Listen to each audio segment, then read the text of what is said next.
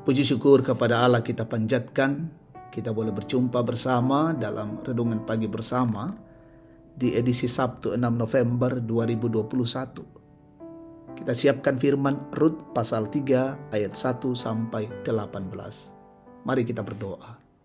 Puji syukur kami angkat padamu Tuhan pagi ini. Engkau melayakkan kami datang di hadapan hadirat-Mu yang kudus. Bahkan kami bersyukur Tuhan menuntun kami dan memberikan hari baru hari ini. Pagi ini kami rindu membaca dan merenungkan firman-Mu. Kami mohon Roh Kudus membuka pikiran-pikiran kami sehingga kami dapat mengerti maksud Allah dalam hidup ini dan melakukannya. Ampuni dosa kami dan kami siap mendengarkan firman-Mu. Dalam nama Tuhan Yesus kami berdoa. Amin. Rut pasal 3 ayat 1 sampai 18. Rut dan Boas di tempat pengirikan. Lalu Naomi mertuanya itu berkata kepadanya, "Anakku, apakah tidak ada baiknya jika aku mencari tempat perlindungan bagimu supaya engkau berbahagia? Maka sekarang bukankah Boas yang pekerja-pekerjanya perempuan telah kau temani itu adalah sanak kita? Dia pada malam ini menampi jelai di tempat pengirikan. Maka mandilah dan beruraplah, pakailah pakaian bagusmu dan pergilah ke tempat pengirikan itu. Tetapi janganlah engkau ketahuan kepada orang itu sebelum ia selesai makan dan minum.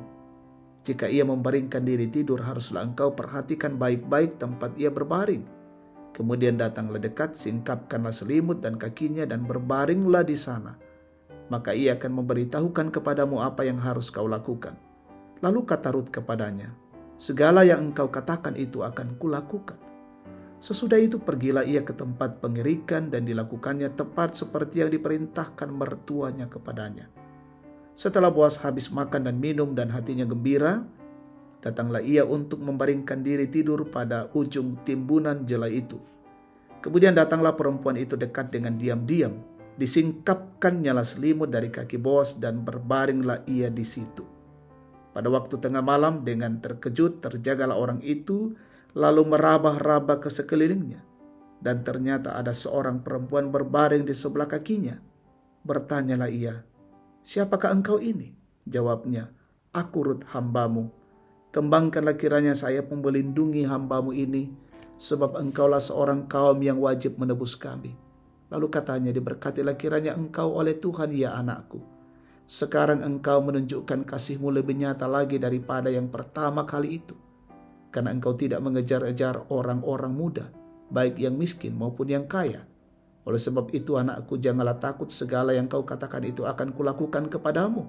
Sebab setiap orang dalam kota kami tahu bahwa engkau seorang perempuan baik-baik. Maka sekarang memang aku seorang kaum yang wajib menebus. Tetapi walaupun demikian masih ada lagi seorang penebus yang lebih dekat daripadaku. Tinggallah di sini malam ini dan besok pagi. Jika ia mau menebus engkau, baik, biarlah ia menebus. Tetapi jika ia tidak suka menebus engkau, maka akulah yang akan menebus engkau, demi Tuhan yang hidup. Berbaring sajalah tidur sampai pagi." Jadi berbaringlah ia tidur di sebelah kakinya sampai pagi. Lalu bangunlah ia sebelum orang dapat kenal mengenal. Sebab kata Boas, "Janganlah diketahui orang bahwa seorang perempuan datang ke tempat pengirikan." Lalu katanya, "Berikanlah selendang yang engkau pakai itu dan tadahkanlah itu." Lalu ditadahkannyalah selendang itu, kemudian ditakarnyalah 6 takar jelai ke dalam selendang itu. Sesudah itu pergilah Boas ke kota. Setelah perempuan itu sampai kepada mertuanya, berkatalah mertuanya itu, "Bagaimana anakku?" Lalu diceritakannya semua yang dilakukan orang itu kepadanya, serta berkata, "Yang 6 takar jelai ini diberikannya kepadaku, sebab katanya, engkau tidak boleh pulang kepada mertuamu dengan tangan hampa." Lalu kata mertuanya itu, "Duduk sajalah menanti anakku, sampai engkau mengetahui bagaimana kesudahan perkara itu. Sebab orang itu tidak akan berhenti sebelum diselesaikannya perkara itu pada hari ini juga." Demikian firman Tuhan. Amin. Menjadi penolong yang baik, masokan untundui tosenga.